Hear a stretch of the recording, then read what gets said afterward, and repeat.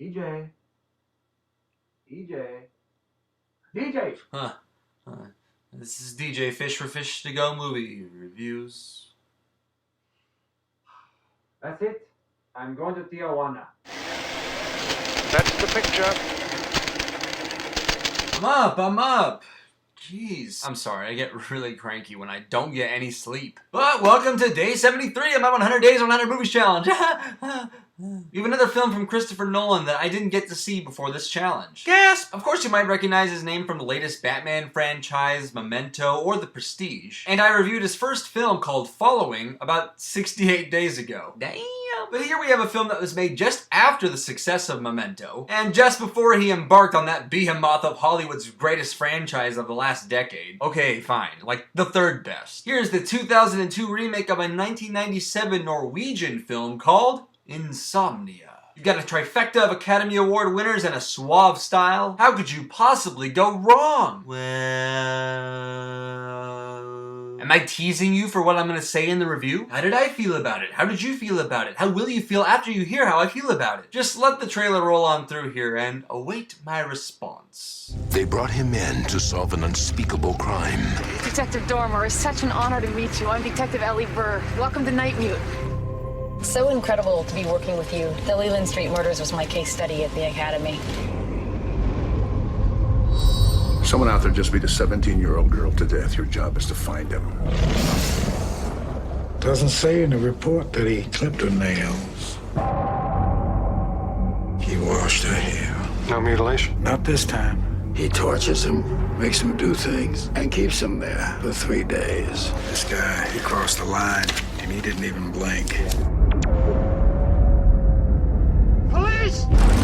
What Detective Dormer doesn't know is that murder is only part of the plan. Dormer here. Killing changes you. It's like awareness. Who am I speaking to? Can't sleep well? He will taunt you. You and I share a secret. We know how easy it is to kill somebody.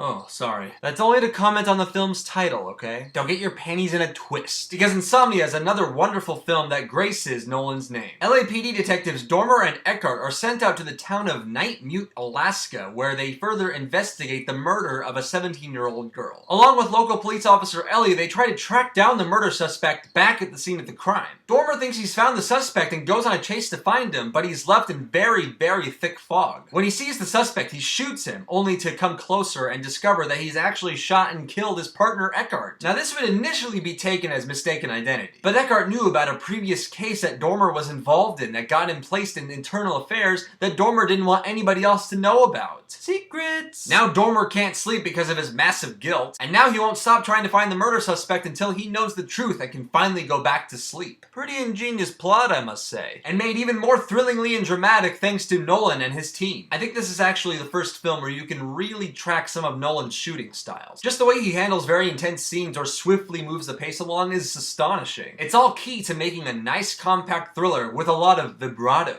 College. Word. Though there are some small faults around its overall construction. Insomnia is the kind of smart summer blockbuster that you can now expect from Nolan. Though this is a much more low-key blockbuster, if that makes sense. I guess what I mean is it has many elements that give audiences the punches and the thrills that it needs to make for a satisfying 2 hours, even if it is more dramatic or macabre than most. Honestly though, the film is made on the basis of these outstanding performances. I don't think I've seen a livelier Al Pacino since his late 1970s roles. He tackles on this rather ambiguous detective character that has to be constantly broken down until you reach his core. And by film's end, you really don't know who the bad guy is. Robin Williams, of all people, gives a phenomenal performance as well. He proves my continuing belief that most comic actors would probably serve themselves better in drama films. Williams is as fierce and searing as he was in his 2001 film 1 Hour Photo, and I think we need to see him in more roles like this. You can sort of forgive Hilary Swank in this role. She does exactly what she has to, even though she kind of overachieves in some respects. If I were to make any gripe at all, it would have to do with the editing. Not with the pacing per se, but just some editorial choices were just like, why? Or why cut there? I admit, it's a personal preference. But considering the major players do put on a grand and thrilling show, Insomnia is another fantastic looking, above average thinker from Nolan and co. I'd go ahead and give it an A-. I haven't seen the original version of this, so I don't have anything to really compare this with. But if you have seen this version of Insomnia before,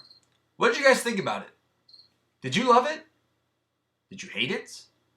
And why? Leave one of those comments down below, and if you like any of my reviews or would just like to continue on my 100 days, 100 movies challenge, then you can subscribe up above. The clock is dwindling down, guys. We have 27 more movies to go, so keep those suggestions and recommendations coming. And don't forget one of these guys. And once again, I'm DJ Fish for Fish to Go Movie Reviews. Movie reviews on the go. That's the picture.